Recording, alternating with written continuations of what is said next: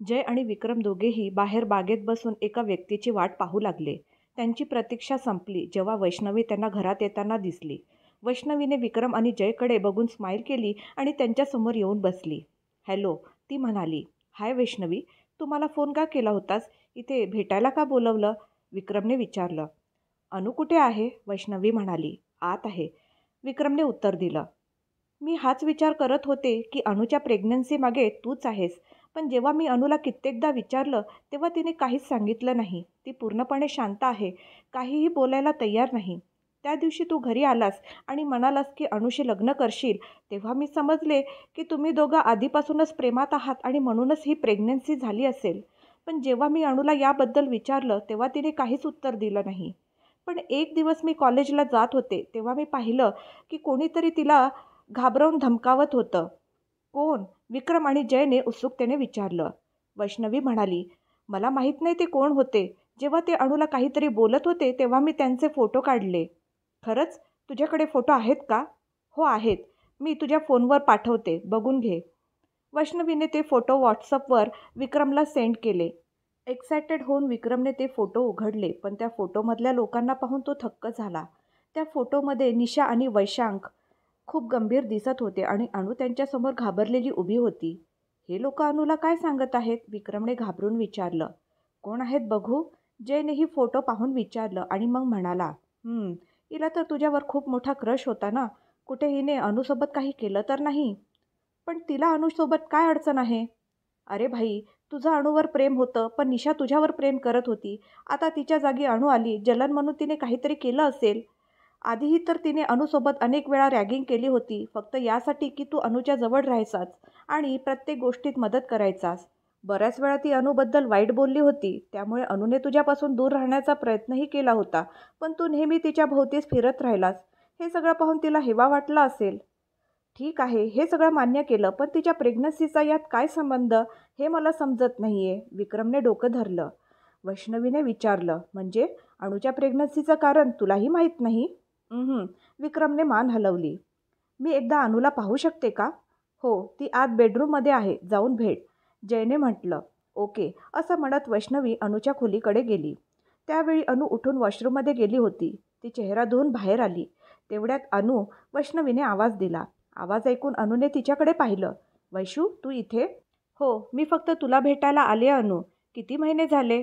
असं म्हणत वैष्णवीने अनुच्या पोटाकडे पाहिलं. अनुने मान खाली घातली. 6वा महिना चालू आहे. कशी आहेस? मी ठीक आहे वैशू. जय भैया आणि त्याचे आईवडील माझ्या आईची मोठी बहीण आणि मोठे जिजाजी आहेत.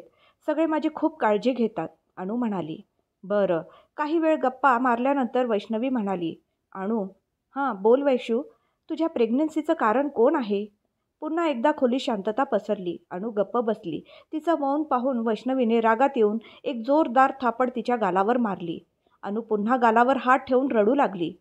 वैष्णवी संतापून म्हणाली. बोल ना, तू काहीच चुकीचं करू शकत नाही, हे आम्हा सगळ्यांना माहीत आहे. पण आम्हाला तुझ्या आयुष्यात काय घडलं हे कसं कळणार जेव्हा तूच सांगणार नाहीस? का तू आमच्याशी असा खेळ खेळतेस? तिथे कुणीतरी तुझ्यासाठी आपलं आयुष्य द्यायला तयार आहे. तुझ्या पोटात जरी कुणा दुसऱ्याचं बाळ वाढत असलं तरी ते तो आपल्या मुलासारखं सांभाळायला तयार आहे. मग तुला आणखी काय हवंय? तुझी त्याच्यापेक्षा जास्त काळजी आणखी कोण घेईल? अणू, हाती आलेलं हे सौभाग्य का नाकारतेस? कुणापासून घाबरू नको, पुढे ये आणि सांग खरं काय झालं होतं. विक्रम सगळं सांभाळून घेईल. त्यावर अणू म्हणाली. जर सांगायचंच असतं तर मी स्वतःहून सांगितलं नसतं का वैष्णवी? का सगळे लोक मला परत परत विचारून मारून टाकत आहात? तुम्ही तुमच्या बोलण्याने मला टॉर्चर करण्याऐवजी एकदाच मारून टाका ना, निदान मला शांती तरी मिळेल. माझ्या पोटात वाढत असलेल्या बाळाचा बाप कोण आहे हे पण मग तुम्हाला जाणून घेण्याची गरज राहणार नाही. मी मेल्यानंतर माझ्या प्रेतालाच विचारा. हवं तर माझ्या मृत्यूनंतर टेस्ट करा, जितक्या हव्या तितक्या टेस्ट करा, पण तोपर्यंत मला त्रास देऊ नका प्लीज. अणूच्या चेहऱ्यावर राग आणि वेदना होती. अनु, वैष्णवी जोराने ओरडली. मला कुणाच्या मदतीची गरज नाही. जशी आहे तशी माझं आयुष्य मी जगेन. प्लीज सगळ्यांनी मिळून मला सोडून द्या. मला कुणाची दया किंवा सहानुभूती नकोय. जर तुम्ही असेच प्रश्न विचारत राहिलात तर एक दिवस मला मेलेलं बघाल. अणूने बोट दाखवत धमकी दिली. ती बोलतच होती तितक्यात विक्रम खोलीत आला. अणूच्या बोलण्याने तो हबकून गेला. वैष्णवी, तू एकदा बाहेर जा. विक्रमच्या गंभीर आवाजावर वैष्णवी बाहेर निघून गेली. अनुला वाटलं की विक्रम तिला रागाने पाहत आहे आणि खरंच विक्रम रागाने बोलला. तुला काय वाटतं, तुझी सगळी नाटकं आम्ही सहन करत राहू? आता नाही. ज्या दिवशी सत्य बाहेर येईल त्या दिवशी माझ्या हाताचा खरा परिणाम तुला कळेल. अनु ओरडली. मग त्या दिवसाची वाट का बघताय? आत्ताच मारून टाका मला. प्रत्येक वेळी टॉर्चर करून मारण्यापेक्षा एकदाच संपवून टाका. तिच्या किंकाळीने विक्रमलाही अचानक वेदना झाली. रडू नकोस असं म्हणत तोही पलंगावर बसला आणि अनुला मिठीत घेऊन म्हणाला, रडू नकोस. Sorry sorry. आता नाही मारणार. पण जर तू पुन्हा असं बोललीस तर चापट नाही तर किस करीन. अनु अजूनही हुंदके देत होती. बस कर आता म्हणत त्याने जवळ ठेवलेला पाण्याचा ग्लास उचलला आणि अनुला प्यायला दिलं. मग त्याने हळूवारपणे तिच्या पोटावर हात ठेवला. बाळाची हालचाल जोरात होती. विक्रमला जसं ते जाणवलं, दोघांनी एकमेकांच्या डोळ्यात पाहिलं. अनु मनातच म्हणाली, तुझ्या बाबांचा स्पर्श ओळखलास ना माझ्या बाळा? बाळाच्या हालचालींनी विक्रमच्या मनात एक अनोखा भाव दाटून आला. तो क्षणभर थिजून गेला. रक्ताचं नातं होतं ते. तो त्या भावनेतून बाहेर येऊ शकत नव्हता. त्याने अणूला आणखीन घट्ट मिठीत घेतलं आणि तिला पलंगावर आपल्याजवळ खेचलं. अणू त्याच्यावर कोसळली तर विक्रमने तिच्या कमरेभोवती हात घालून तिला तसंच धरून ठेवलं. का कोण जाणे, तो क्षण दोघांनाही खूप भावला. एक क्षणभर विक्रमच्या मनात विचार आला, काश हे बाळ माझंच असतं. पण लगेच दुसरा विचार आला, काय खरंच हे बाळ माझंच आहे? पण ते कसं शक्य आहे? आम्ही दोघं इतके जवळ कधी आलोच नाही. त्याचे विचार दूर दूरपर्यंत भटकू लागले. तो गहन चिंतनात बुडलेला असताना अचानक त्याच्या डोळ्यासमोर काही छोटे छोटे फ्लॅशेस येऊ लागले. जणू त्यानेच अणूला जवळ ओढलं होतं. तो पटकन डोळे घट्ट मिटून विचार करू लागला, मला असं का वाटतंय? दरम्यान अणू हलकेच हुंदके देत होती. विक्रमने डोळे उघडले आणि म्हणाला, ओय रडू नकोस. मी सांगितलं होतं ना आता आणखी रडायचं नाही. मग पुन्हा का रडतेस? अणू हलकेच म्हणाली, आता पुन्हा मारू नका. सॉरी. विक्रमने तिच्या कपाळावर हळूच किस केलं. मग त्याची नजर तिच्या ओठांवर स्थिरावली. त्याला किस करण्याची इच्छा झाली होती, पण कसं बसं स्वतःला आवरलं.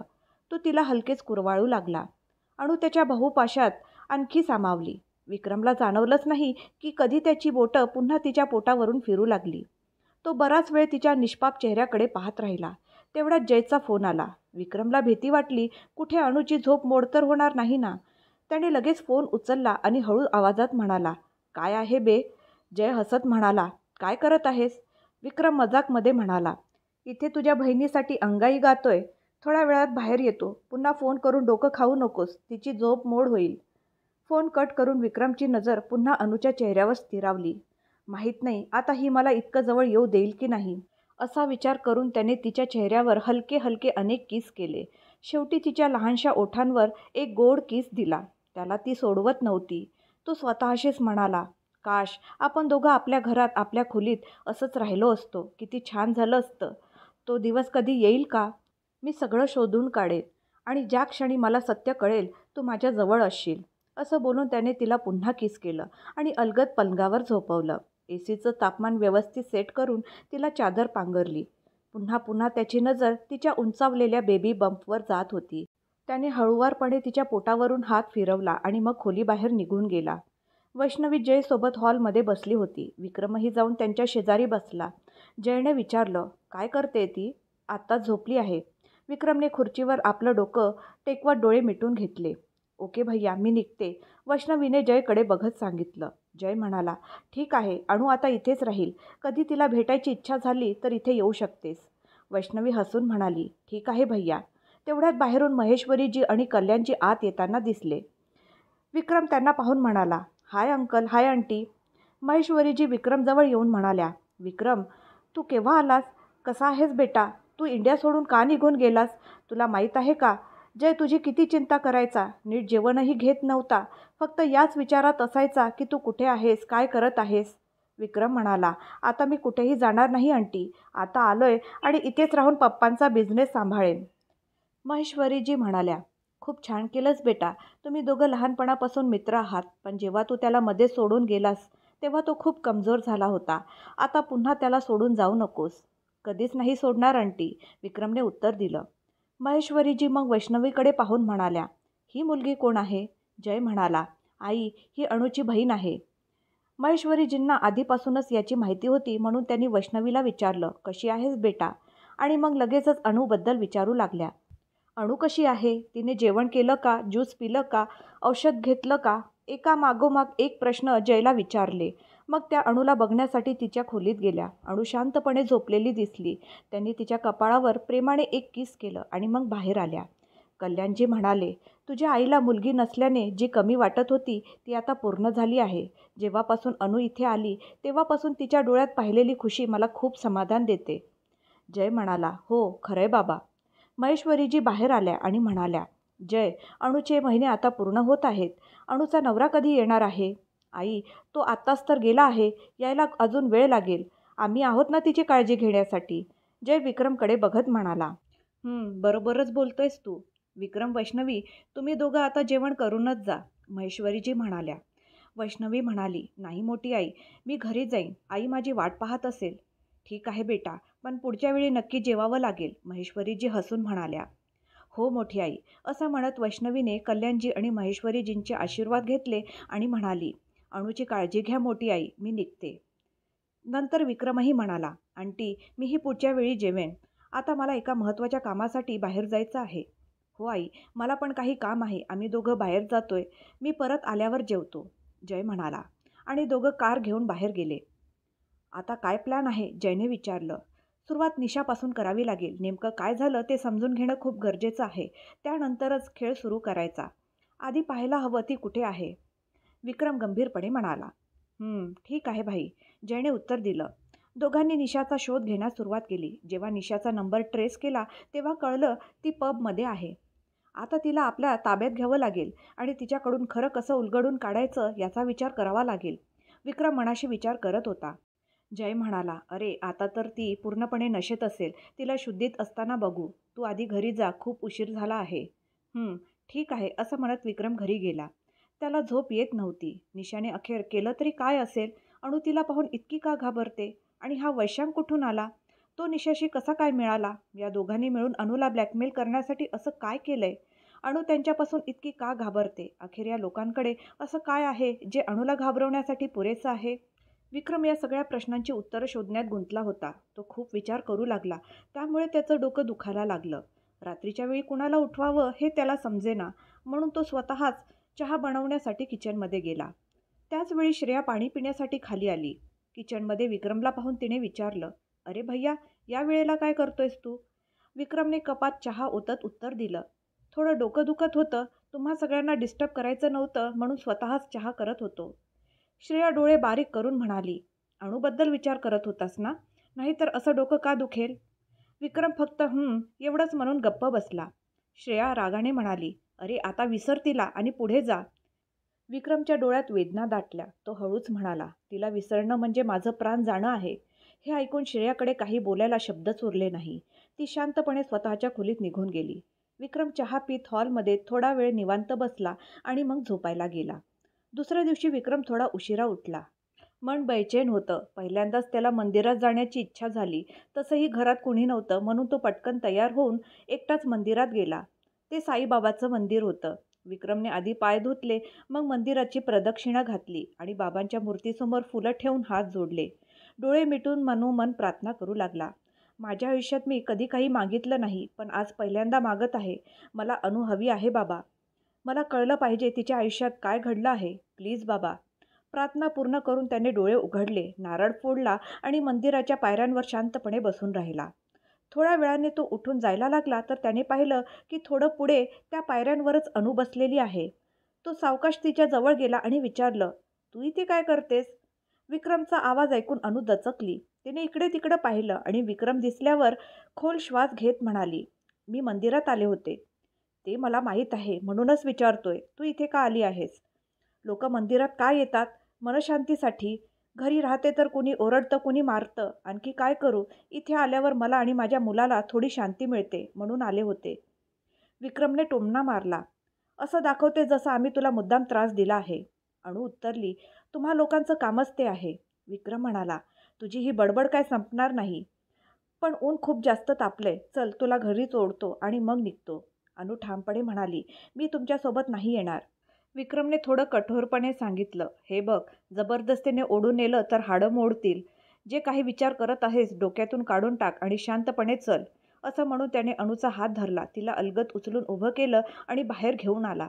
अनु रडत म्हणाली, "मी तुमच्यासोबत येणार नाही. माझं बोलणं तुम्हाला कळत नाही का? का मला त्रास देताय? तुम्ही जा, मी जाईन ऑटोने." विक्रम म्हणाला, "अगं मीही मानसिक शांतीसाठी मंदिरात आलो होतो. आता माझी शांती मात्र तुझ्या या वागण्याने जात आहे. असं दाखवत आहे जणू मी तुला जबरदस्ती घेऊन जातोय. प्लीज आवाज करू नको. इथे सगळे आपल्याकडेच बघत आहेत." पण अनुने विक्रमचा हात सोडवत म्हटलं, "मी नाही येणार." तेवढ्यात मागून रत्नाचा आवाज आला, "अगं तो बोलवतोय ना, जा की. जायला काय त्रास आहे? आज याच्यासोबत जा, उद्या कुणा दुसऱ्यासोबत जा. तुझं आयुष्य तर असंच आहे ना." रत्नाच्या बोलण्यावर विक्रमने संतापाने तिच्याकडे रोखून पाहिलं. त्यावर रत्ना व्यंगाने म्हणाली, "अजून काय? रोज कुणा ना कुणासोबत फिरतेस, मजा करतेस. तुझं आयुष्य तर मस्त चाललंय." तिचं बोलणं ऐकून विक्रम रागाने ओरडला, "शब्दांची मर्यादा ठेव, नाहीतर वयाने मोठे आहेस याचाही भान ठेवणार नाही. दात मोडून टाकीन, समजलीस का?" "काय करशील रे तू?" रत्ना हसत म्हणाली, "आज तुझ्यासोबत फिरते, उद्या कुणा दुसऱ्यासोबत फिरेल. तशीच आहे ती. तिच्या पोटात वाढणाऱ्या बाळाचा बाप कोण आहे हे तिलाच माहीत नाही. आणि तू तिच्यासोबत फिरतोयस. तुला लाज नाही वाटत का?" हे ऐकून विक्रमचा हात रत्नाच्या गालापर्यंत पोचला, पण रागावर ताबा ठेवत त्याने हात खाली घेतला. "तू खरंच बाई आहेस का? तुला आठवतंय का? ती सुद्धा तुझी एक मुलगी आहे. कोणती आई आपल्या मुलीबद्दल असं बोलते? लहानपणापासून तू तिला पाहिलं आहेस. तुला माहीत नाही का ती कशी आहे? तिच्या पोटात वाढणारं बाळ माझं आहे, समजलीस? जर पुन्हा एकदा अनुबद्दल काही चुकीचं बोललीस किंवा विचार केला तर जीव घेईन तुझा." विक्रम संतापून ओरडला. रत्ना हसली आणि म्हणाली, "माझ्यासमोर गोष्टी बनवू नको मुला. मला माहिती की ते बाळ तुझं नाही. ती इतरांसोबत फिरायची आणि त्यातूनच ती प्रेग्नंट झाली. पण तुला तिच्यावर एवढा मोह झालाय की तू तिच्याशी लग्न करायला तयार आहेस, नाही का? पण जर तू अशा रस्त्यावर पडलेल्या मुलीशी लग्न करशील तर तुझ्या घरची काय इज्जत राहील? तुझे आई-वडील काय म्हणतील? थोडा तरी विचार कर. सोडून दे तिला. या नीच मुलीसोबत जर तू फिरलास तर तुझी इज्जत मातीमध्ये मिळेल. तिच्यापासून दूर राहा आणि आपलं आयुष्य बनव." रत्नाने अतिशय घाणेरड्या स्वरात बोललं. अणूच्या डोळ्यातून अश्रू वाहू लागले. विक्रम म्हणाला, "तिच्या पोटातलं बाळ कुणाचंही असो, ते माझंच बाळ आहे आणि ही माझी बायको आहे. मी सांगतोय, पुन्हा जर तिच्याबद्दल एक शब्दही चुकीचा बोललास तर आता माझा हात उठेल. इज्जतीने इथून निघून जा." रत्नाने रागाने अनुच्या डोळ्यात पाहिलं आणि म्हणाली, "तुझ्याशी नंतर हिशेब करेन." आणि तिथून निघून गेली. रत्ना गेल्यावर विक्रमने डोळे घट्ट मिटले, मुठी आवळल्या आणि खोल श्वास घेतला. मग तो अनुच्या दिशेने वळला. रडून रडून अनुची अवस्था खूप वाईट झाली होती. "अगं, ती काहीही बोलेल. तू का इतकं रडतेस? तुला माहिती ना तिचा स्वभाव. रस्त्यावर कुत्रं भुंकतं तर त्याच्याकडे लक्ष देत नाही. प्लीज असं रडू नकोस. तुझ्या तब्येतीसाठी बरोबर नाही. सांग ना, तो कोण आहे? मी सगळं ठीक करून टाकीन." विक्रम म्हणाला. पण अनु शांतपणे रडत होती. "उफ, तू सांगणार नाहीस ना? मला माहिती आहे तू काही बोलणार नाहीस. पण आता बस. मी तुला वारंवार विचारू शकत नाही." अनुने हळू आवाजात म्हटलं. "फक्त काही दिवस आणखी थांबा. मी सगळं सांगेन. आतासाठी मी तुम्हाला काही सांगू शकत नाही." विक्रमने काही न बोलता अनुला कारमध्ये बसवलं आणि तिला पाण्याची बाटली दिली. ती हळूहळू पाणी पीत होती. पण रत्नाच्या बोलण्याने तिचं हृदय तुकडे तुकडे झाल्यासारखं वाटत होतं. रडणं थांबवल्यामुळे तिच्या घशात वेदना होऊ लागल्या आणि हिचक्यांसोबत तो त्रास बाहेर पडू लागला. वेदना हळूहळू वाढून पोटापर्यंत पोचली. अणू वेदनेने ओरडली, "विक्रमजी!" विक्रमने तिला घट्ट पकडलं. "काय झालं?" तो घाबरून म्हणाला. "माझं पोट दुखतंय." अनु रडत म्हणाली. "छोट्या छोट्या गोष्टींना एवढं मोठं करून बसतेस. रडल्यामुळेच वेदना वाढल्या असतील. चल हॉस्पिटलला जाऊ. काही होणार नाही. चूप हो." विक्रमने कार स्टार्ट केली आणि लगेच जयला फोन केला. "जय, मी अणूला हॉस्पिटलला घेऊन चाललोय. तूही ये तिथे." जय ऑफिसमधून थेट हॉस्पिटलला निघाला. त्याने आईला फोन करण्याचा विचार केला, पण तिथली परिस्थिती बघून तो थांबला आणि ठरवलं की नंतर फोन करेन. अणूला रडताना पाहून विक्रमला वेदना होत होत्या, म्हणून त्याने ट्रॅफिक असूनही गाडी वेगाने चालवली. हॉस्पिटलसमोर गाडी थांबवून त्याने अणूला उचलून आत नेलं आणि तिला तत्काळ दाखल केलं. डॉक्टरांनी अणूची पूर्ण तपासणी केल्यानंतर सांगितलं, "काही मोठी अडचण नाही. ती खूप रडली होती म्हणून थोडं दुखत होतं आणि तसंही ती खूप कमजोर झाली आहे. दिसते की ती खूप तणावात आहे. मला वाटते ती नीट जेवतही नाही. मी औषधं लिहून दिली आहेत. जर तिने वेळेवर औषधं घेतली आणि नीट खाल्लं तर पोटातलं बाळ ठीक राहील. नाहीतर गर्भपात होण्याची शक्यता खूप जास्त आहे. त्यामुळे तिने बेड रेस्ट केलं तर बरं होईल." डॉक्टर जे काही सांगत होते ते अनूही लक्षपूर्वक ऐकत होती. "आम्ही काळजी घेऊ मॅडम," विक्रम म्हणाला. डॉक्टरांनी मग अणूला 2 इंजेक्शन दिले आणि तिथेच बसवून 1 ग्लास ORS प्यायला दिलं. औषधं घेऊन विक्रम बाहेर आला. अणूला पाहून जयने चिंतित होऊन विचारलं, "अणू, तू कशी आहेस? काय झालं?" आता बरं वाटतंय. तू मला घरी नेशील का? अणूने विचारलं. जयने अणूच्या दिशेने पाहिलं आणि विक्रमला विचारलं, तू नाही येणार का? विक्रम म्हणाला, मॅडम खूप ट्रेस घेत आहेत. खूप काळजी घ्यावी लागेल. त्यात वरून नीट जेवतही नाही. डॉक्टरांनी सांगितलंय की या सगळ्यांवर खूप लक्ष ठेवणं गरजेचं आहे. मग हलकंसं हसत विक्रम पुढे म्हणाला, मी इथे राहिलो तर मॅडमला अजून जास्त त्रास होईल नाही का? अशा वेळी मी जवळ राहून त्यांना जास्त त्रास का द्यावा? मी निघतो. तू अनूला नीट घरी घेऊन जा. हे बोलून विक्रम निघून गेला. अणू फक्त त्याला जाताना पाहत राहिली. जयने कार स्टार्ट केली. अणू कारमध्ये बसली. पण रत्नाचे शब्द अजूनही तिच्या डोक्यात घुमत होते. त्यामुळे ती दुःखी झाली. मग तिला डॉक्टरांच्या काही गोष्टी आठवल्या. जर मी सगळ्यांच्या बोलण्याची काळजी करत राहिले तर माझं बाळ माझ्यापासून दूर जाईल. हे सगळं माझ्यासाठी महत्त्वाचं नाही. असा विचार करून तिने डोळ्यात आलेले अश्रू पुसले आणि स्वतःला सावरलं. जेव्हा जय तिला घेऊन घरी पोहोचला तेव्हा महेश्वरीजींनी त्यांना पाहताच विचारलं, जय हे काय? या वेळेला का घरी आलास? अणू, तुला काय झालं बाळा? तू तर मंदिरात गेली होतीस ना, मग एवढा उशीर का झाला? आई, अणूने मला फोन केला होता आणि सांगितलं की पोटात दुखतंय. म्हणून मी तिला दवाखान्यात नेलं. डॉक्टर म्हणाले की ती खूप कमजोर झाली आहे आणि नीट जेवत नाही. जयने उत्तर दिलं. महेश्वरीजी म्हणाल्या, अणू, औषधं वेळेवर घ्यायची आणि स्वतःची नीट काळजी घ्यायची. मी तुला आधीच सांगितलं होतं ना, एकटी राहू नकोस. ऐकलं नाहीस बघ. माहीत नाही कोणाची वाईट नजर लागली आहे माझ्या मुलीला. असं म्हणत त्यांनी तिच्यावर मीठ मिरची फिरवून नजर उतरवली. सर्वात आधी महेश्वरीजींनी अणूला आपल्या जवळ बसवलं. तिला स्वतःच्या हाताने जेवायला घातलं. मग औषधं दिली आणि जोपर्यंत अणू झोपली नाही तोपर्यंत तिच्या जवळ बसून राहिल्या.